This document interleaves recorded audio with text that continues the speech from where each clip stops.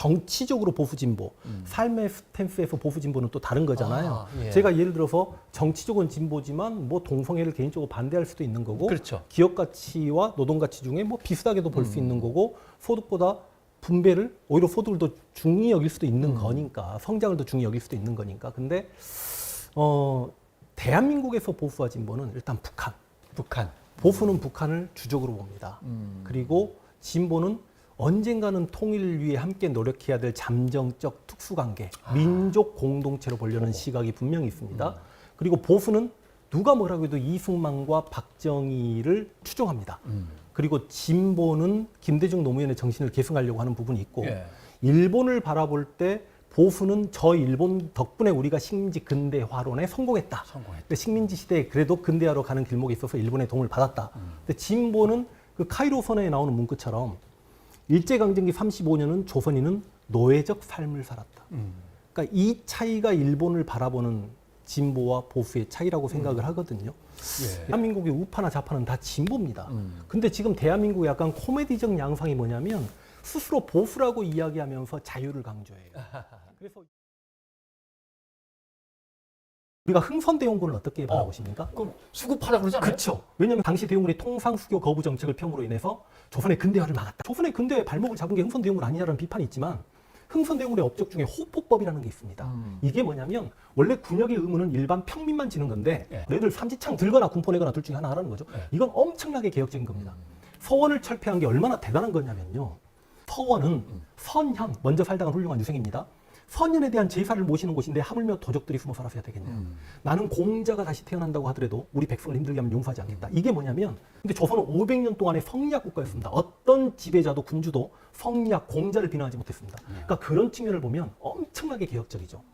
우리 역사에서 진보적 인물이라고 이야기하면 항상 새롭게 세상을 바꾸려고 하고 변화시키려고 하는 조선시대 그 기본적 성리학적 틀, 유교적 관습, 그 다음 중국 중심의 세계관에서 벗어나 있는 사람들은 그때 당시에는 다 죽일 놈들인데 지금 시각으로 보면 그들이 다 영웅이고 그들이 성각자였거든요. 대표적으로 정도전이 그러하죠. 네. 정도전은 고려왕조 입장에서 보면 정말 변절자고 죽일 놈이지만 네.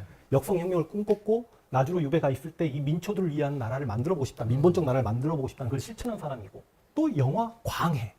우리가 광해군은 조선시대 내내 폭군이었지만 지금 시각으로 보면 광해는 결코 물론 군거를 좀 많이 만들긴 했지만 기본적으로 국가의 전쟁 위기를 극복해냈잖아요. 중립외교.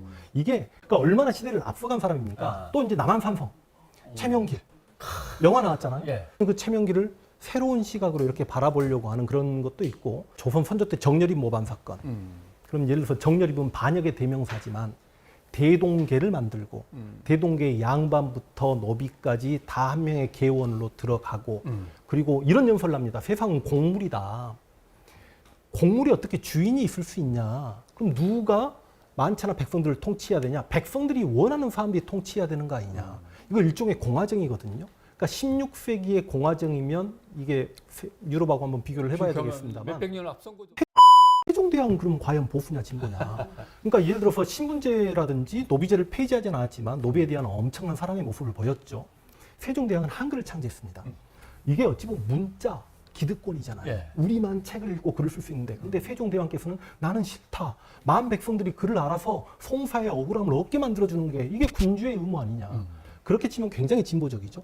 또 종조가 진보적이었고 우리 실학자들 다 진보적이죠. 근데 얘는 이제 근대기 오면 그 김옥균, 박용효, 홍영식, 서간범 같은 급진 개화파들 이들이 진보고 그리고 나머지는 조금 온건 개화파라고 하지만 실은 온건 개화파도 저는 당시 입장에선 보수주의자라고 보는 입장이고요. 겨울에 이제 많은 버스가 가는데 추워요. 버스는 복잡합니다. 근데 기사가 버스 정류장에서 멈춰서 더 많은 사람을 태우려고 하면 보수는 아니 이렇게 복잡한데 저들을 왜 태운단 말입니까? 그냥 버스 갑시다라고 이야기하고 진보는 우리 조금만 안으로 들어갑시다. 날도 추운데 저 사람들 태우고 갑시다. 이게 진보라고. 우파는 기본적으로 민족주의에서 발인하기도 합니다. 근데 자국 민족 중심주의 이게 이제 내셔널리즘 국가주의로 갔다가 예. 이게 조금 잘못되면 인종적 배타주의로 갔다가 우리 문화만이 최고야 국수주의. 그리고 이제 뭐 무기 국가를 강성하게 하는 군국주의. 이게 전체주의, 제국주의로 갔다가 그렇게 힘없는 나라를 침략해서 많은 사람들 죽이고 이게 구구거든요. 우리가 최고다. 우리 국가의 이익을 절대시해. 우리 인종이 최고야. 일제강점기 이후에 친일했던 세력들이 자신들이 살기 위해서 반공을 부르짖고 어찌 보면 대한민국의 스스로 보수라고 하면서 보수를 선도해 나가면서 그 정치 집단들, 그걸 지지하는 정치 집단들은 나중에 통일 이후에 비난에 화살을 피할 수 없다. 역사적으로 분명히 비난받을 것이다라고 봅니다. 20세기의 냉전 시대의 유물 같은 건데요. 되게 어려운 학술적인 문제인 동시에 매우 민감한 정치적인 주제예요. 진보 보수.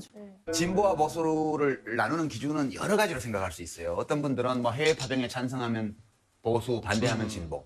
뭐 북한에 대해서 온정적이면 진보, 냉정하면 보수. 어떤 쟁점에 대한 태도를 가지고 보수 진보를 나누기도 하고요. 또 좀 더 학술적으로 들어가면 보수는 관성, 진보는 운동. 물리학적 개념을 빌린 거예요. 사람은 원래 보수적이에요.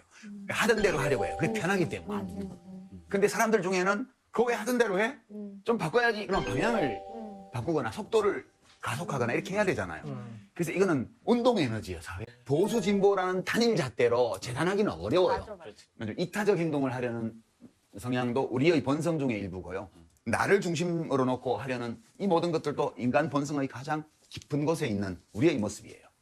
둘 다가 섞여 있어야 돼요. 왜냐하면 너무 진보만 있으면 사회가 아수라장이 될 거예요.